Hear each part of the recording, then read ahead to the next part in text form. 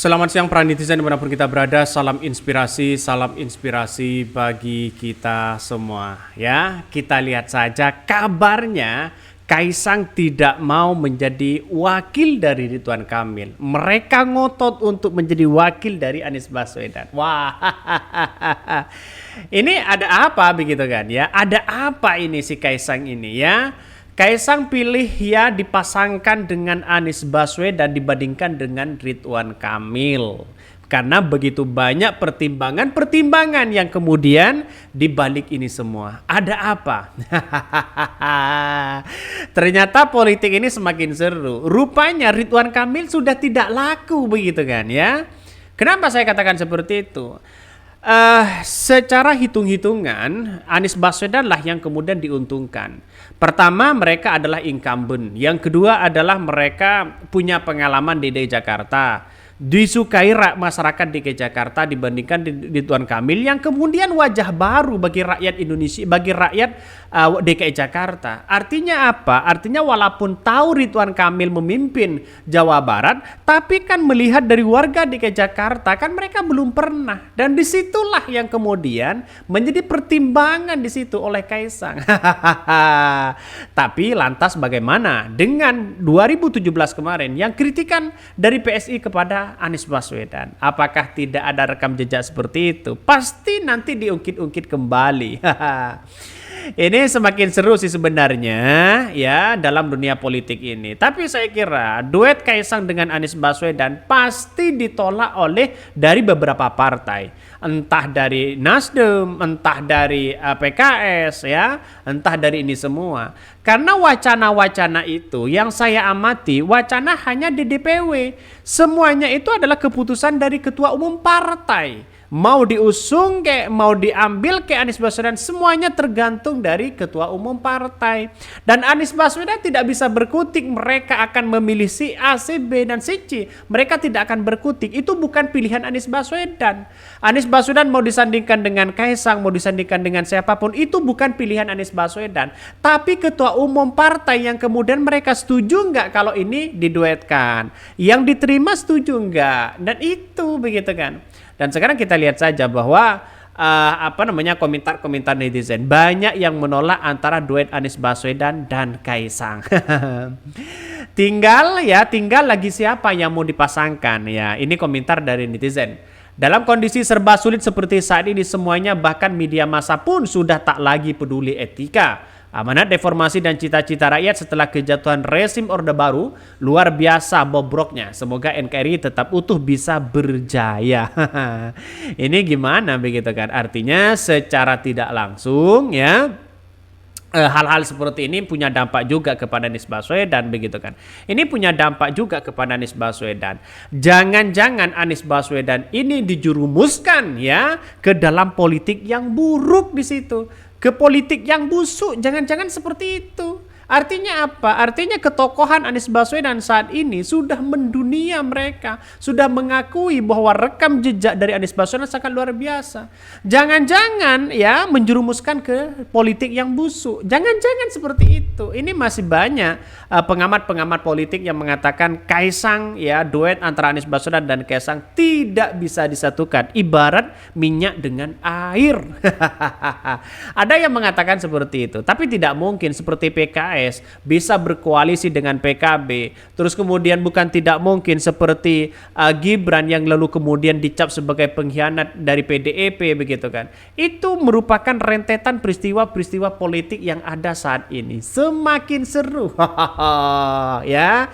Ini ada apa begitu. Makanya saya pribadi berasumsi bahwa apa yang kemudian mereka lakukan begitu kan ya, yang mereka lakukan terhadap politik yang ada harus didasarkan pada kepentingan rakyat, bukan kepentingan para orang-orang oligarki atau kepentingan-kepentingan tertentu di situ begitu. Jangan-jangan ini modus saja.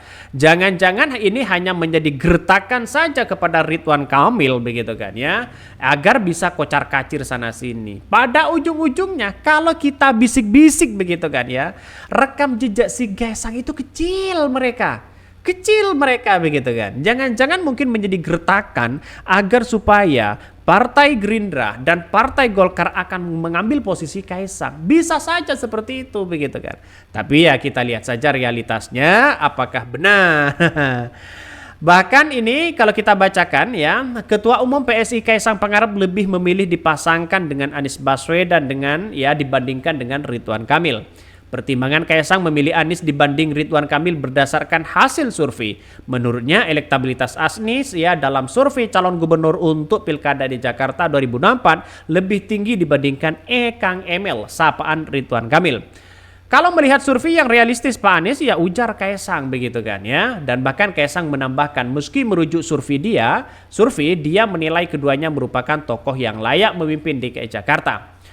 Baik Kang Emil maupun Anies semua sama-sama baik dan orang hebat. Terhadap Anies Kaisang simpati dan suka mengikuti program kampanye Desa Anies Baswedan. Bahkan sedangkan untuk Kang Emil, Kaisang menilai mantan gubernur Jawa Barat itu mulai kiprah yang baik saat memimpin Jabar. Meski demikian, kalau kita melihat dengan lebih suka dipasangkan dengan Anies, Kaisang menjelaskan bahwa sampai saat ini belum menentukan akan mendukung siapa di Pilkada DKI Jakarta. Dirinya juga belum menyatakan diri siapa yang maju dalam Pilkada 2024. Artinya, secara hitung-hitungan politik, Kaisang lebih dekat dengan Anies Baswedan. Kaisang lebih memilih Anies Baswedan dibandingkan dengan Ridwan Kamil. Bukan berarti Ridwan Kamil itu adalah tidak baik. Mereka baik begitu kan. Tapi yang kita lihat ke depan.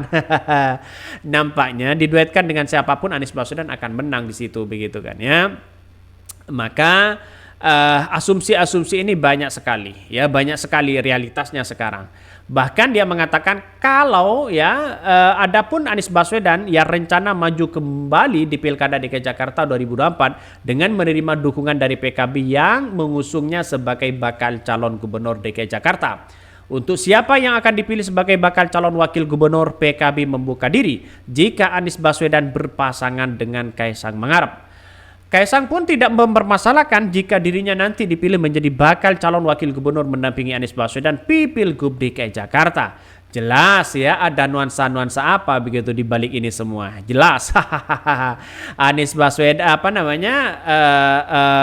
saya kira Kaisang ini akan keok begitu kan ya. Kalau mereka bergandengan dengan Ridwan Kamil, karena mereka oposisi pemerintah, mungkin salah satunya ada Gerindra, ada Golkar, ada PAN begitu kan yang punya kursi di situ, ada PSI yang lainnya kan hanya partai pendukung saja, bukan partai pengusung di situ.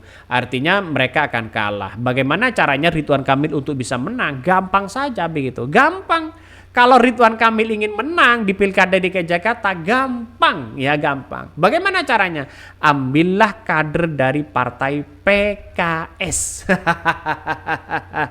Ambillah partai dari PKS. Saya yakinnya mereka akan menang begitu kan. Karena kocar-kacir di situ begitu. Maka pendukung-pendukung Anies Baswedan bisa pecah sana, pecah sini begitu. Lihat saja realitasnya.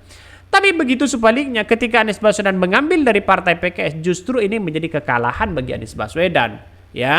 Makanya Anies Baswedan yang menjadi mutlak di situ adalah harus bergandengan dengan para koalisi dari pemerintah.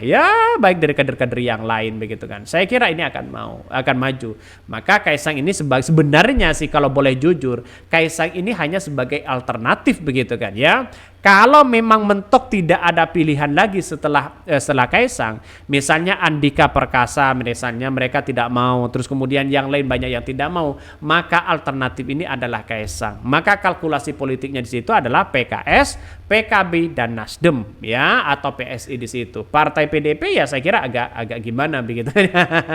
Jelas PDP sudah menolak begitu. Bisa saja ini keuntungan bagi Ridwan Kamil begitu kalau kita memecah rekor politik yang ada saat ini. Makanya Anies Baswedan sebenarnya mau disandingkan dengan siapapun insya Allah pasti menang, karena masyarakat DKI Jakarta membutuhkan sosok seperti Anies Baswedan, bukan hanya pencitraan sana sini.